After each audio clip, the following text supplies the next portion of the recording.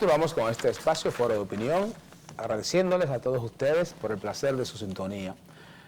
Miren, hace ya unos días el Partido Revolucionario Moderno reunió su cúpula, pero antes de eso ya el comité político del PLD también se había reunido. Hay que recordar que se hizo un gobierno, se hizo lo que el llamado Consejo de Gobierno en San Juan, el mismo día que el presidente Danilo Medina se iba a juramentar como presidente del PLD, y de ahí, desde San Juan, se le dio una respuesta política al presidente Medina y al PLD. Obviamente, eso fue calculado, y ahí se dijo que San Juan se estaba pasando mucha hambre, que en San Juan estaba en emergencia, y se anunciaron una serie de obras para esa provincia, que según el gobierno son 4.000 millones. Siempre dije, bueno, 4.000 millones, pero en un país donde el presupuesto es más de 1 billón, si estamos en emergencia, métanle por lo menos 20.000 millones a San Juan, o 50.000 millones, no 4. Porque 4.000 millones se invierten hasta en Monteplata, que es chiquito. Pero bien, el PLD se reúne y está enfocado, el Partido de la Liberación Dominicana está enfocado y tiene su mirada puesta al 2024. Obviamente, es el partido a vencer, es el partido de la oposición. Le he dicho con mucho pesar a muchos fupistas, se puede decir fupistas a los seguidores de Leonel Fernández, bueno, fupistas, de que su líder, Leonel Fernández, ni siquiera alcanzó el 5% de las votaciones en las pasadas elecciones, y si hay algo que hay que llevarse uno es de los números, la matemática no falla. Entonces, el conglomerado de partidos que llevó a Leonel Fernández como candidato, ya todos habían participado en el 2016. Sin embargo, en el 2016, esos partidos, sin Leonel, sacaron más votos, ellos, que con Leonel como candidato en el 2020. Vale decir que Fernández no le aportó un voto a esa coalición de partidos. ¿Duele escucharlo? Bueno, es la realidad. No podemos cambiarlo porque están los números ahí. Y es por eso que un partido como Reformista, por ejemplo, que siempre fue mayoritario y disfrutó de los beneficios que da la Junta a esos partidos y entró en ese 80% de los fondos de la Junta Central Electoral, entonces dejó ahora de recibirlo, pasando el Reformista a ser un partido chiquito y sin cuarto, sin nada, sin un peso. ¿Qué ocurre con el PLD? Que el PLD sacó entonces el segundo lugar, pero por encima del 35% de los votos. Eso ligado a que es un partido que acaba de culminar su congreso, que es un partido que está monolíticamente unido, es un partido cuya cabeza, Danilo Medina, es un armador por todos conocido. Entonces, el partido opositor que tiene el gobierno es el Partido de la Liberación Dominicana. El que tenga duda de eso ya es fanatismo. Porque si usted es fanático, usted no ve los números, usted ve lo que ve el sentimiento y la emoción partidaria o la adhesión a un líder. Pero si usted es una persona sana de juicio, si no está loco, entonces usted tiene que saber de que el expresidente del PLD, Leonel Fernández, no alcanzó el 5% con esa coalición de partidos, por lo tanto es minoritario. Además, que la gente lo percibe a él como parte del gobierno. Todavía la gente, el dominicano, cree que Leonel y Abinader hicieron acuerdos que van más allá de las elecciones, y es por eso que hemos visto leonelistas o fupistas ostentando puestos públicos, normalmente. Incluso hay una persona adherida a Leonel que aspira al defensor del pueblo, que es el doctor Henry Merán. Y si no hubiese habido ningún acuerdo entre Leonel y Abinader, no hay posibilidad alguna que Henry Merán aspire. Pero ¿por qué va a aspirar? ¿A cambio de qué le van a votar? Para que ustedes vean que la gente ve a la FUPU o a Leonel como adherido o parte o bisagra de Abinader y el PRM. Entonces, frente al 2024, el partido a combatir para que el gobierno del PRM pueda resultar ganador en una reelección, entonces el partido a vencer es el PLD que acaba de sacar o de escoger a un secretario general de la talla, ¿verdad?, de Charlie Mariotti, que ustedes saben lo conversador que es y lo fácil que es llegarle a Mariotti a las personas, pero también tiene a Danilo Medina Sánchez como presidente de esa organización. ¿Qué ha hecho Danilo? Danilo ha dicho en un comentario que los miembros del comité político del Partido de la Liberación Dominicana no encabezarán las secretarías de este partido. Llámese decir que la gente que va a tener en la práctica el control del partido o la función del día a día serán gente que no son miembros del comité político. Eso obviamente le da fuerza al comité central y le da fuerza a la base del partido, porque ellos pueden entonces acceder a puestos partidarios y desde ahí entonces empujar para volver al poder. Eso es lo que tiene que ver con el PLD. Ahora bien, ¿qué hizo el PRM? El PRM se reúne, su cúpula. Ustedes saben que hay un principio de no reelección que viene desde el doctor José Francisco Peña Gómez, que tantos himnos y tantas oraciones se le hacen, y Peña Gómez no quería reelección. Es un partido entonces basado en el pensamiento político del doctor José Francisco Peña Gómez, que no quiere reelección. En los diálogos que hubo internamente en esa dirigencia, ahí salió el doctor Franklin García Fermín, ¿verdad? Ministro, ya está disfrutando de la mierda del poder ese. Ese que venía aquí, usted lo veía ahí como un mosquito, hablando. Ese ya es inaccesible. Nadie se le acerca a Franklin, porque ya ese comunismo que tenía en la UAS, eso hace rato que pasó al derechismo, y ya Franklin es otra cosa. Y el Franklin, cómodamente, en su escritorio, manejando fondos a raudal, dice, no, nosotros vamos a discutir la reelección aquí, porque él quiere reelegirse en el cargo también, en el cargo de ministro, ¿verdad?, que ostenta. Paliza, que parece que está estado puliendo, le sale al frente desmintiendo, diciendo que en el PRM nunca se ha hablado de reelección y que el presidente Abinader está enfocado en gobernar. Y que si hay algo que al presidente Abinader le molesta, son las palabras de Paliza.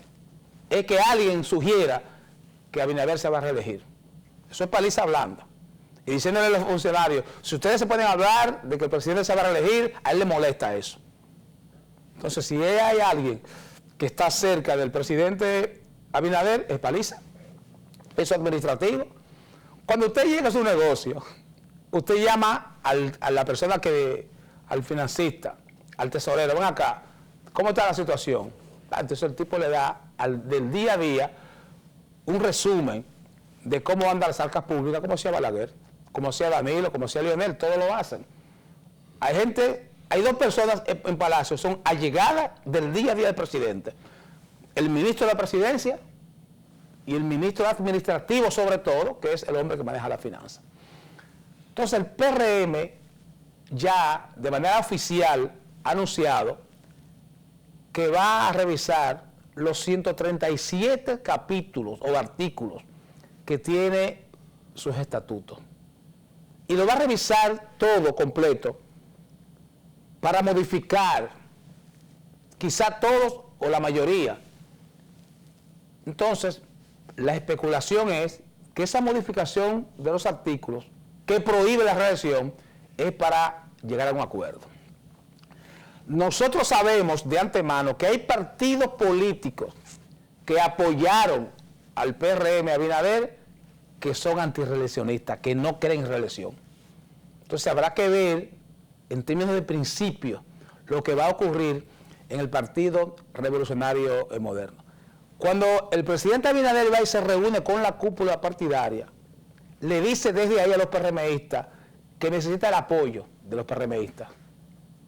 porque ha de suponerse que el brazo político del gobierno es el PRM, ha de suponerse. Y para que ese brazo político funcione y haga su trabajo, las bases deben estar contentas, y no lo están. De manera que ya entramos apenas a principios de 2021 en un proceso político electoral que viene desde los partidos políticos. Entonces, ¿qué ocurre? Que la gente que ha emigrado, los dirigentes que han emigrado del PLD a la Fuerza del Pueblo, son personas que siempre han estado ahí, en la Fuerza del Pueblo, que simplemente usaron al PLD para ellos ser diputados y senadores, los leonelistas. Y una vez consiguieron el cargo, entonces abandonaron la base de su partido, el PLD, para comprometerse con otro partido opositor, en franca violación a la ley que se acaba de aprobar de transfugismo. Entonces, hay un partido que hay un paquete de tránsfuga, de gente sin ética ni moral, porque para yo ser electo por un partido, que la gente de la base, el pobre, me dé su confianza, y yo venir a cambiarme sobre, no, que yo tengo un sentimiento con un líder, y la gente que votó por ti, pero la gente votó por ti. O sea, el sentimiento hacia el líder es más grande que el sentimiento hacia el pobre que cree en ti y en tu partido. Entonces a ellos no les importa, porque no tienen la moral, no son gente ética. O sea, entonces estamos frente a un partido pequeño que resulta ser bisagra del PRM y frente a un líder que lo que ha hecho es legalizar y violar esa ley de transfugismo. Entonces ya empezamos nosotros en un aspecto político aquí que vamos nadando sin nosotros saber lo que va a ocurrir en el 24, porque si a mí alguien me dice que tiene una bola de cristal o que es una especie de Walter Mercado para adivinar lo que va a ocurrir, no se sabe. Ahora, lo que sí sabemos es que aquí hay dos partidos, el PRM y el PLD. Y esos son los partidos que se van a enfrentar en el 2024. Cualquier ecuación que usted entre es una ecuación fallida. Mira, voy a usar una frase popular que ha establecido como una verdad casi científica, que las aves de un mismo plumaje vuelan juntas. Tan traidor es el que se va como el que lo recibe. Tan corrupto es el que recibe el dinero como el que lo oferta. Son lo mismo. Eso para aplicarlo a la política. No voy a perder mi tiempo ni con Leonel ni con Danilo, con sus organizaciones, porque su futuro político va a depender de la incursión de la justicia en los desmanes del ejercicio del poder y los robos de los bienes públicos. Si el sistema de justicia de este país aplica con rigurosidad auditoría a las millonarias sumas de dinero que tienen en su bolsillo los que han sido funcionarios de esos gobiernos, esos partidos no van a tener posibilidad en 100 años luz en este país. De manera que su presencia y su radicalismo en el ejercicio de la sociedad va a depender de la incursión de la justicia. Lo quiero dejar ahí. Lo quiero dejar ahí. Tú ahorita hablabas de Leonel y la incursión del gobierno. Aquí podemos sacar un listado completo de figuras del leonelismo instaladas en el gobierno central en diferentes instancias, incluyendo bancos, para no avanzar un poco sobre eso. Pero te voy a decir algo. Hay una tergiversación intensa del tema que ha salido a la luz pública de la intención de la reelección. El artículo 101 de los estatutos del PRM, que me lo he leído en la noche de anoche, no es que prohíbe la reelección, es que está supeditada la discusión del tema al Congreso de ese partido.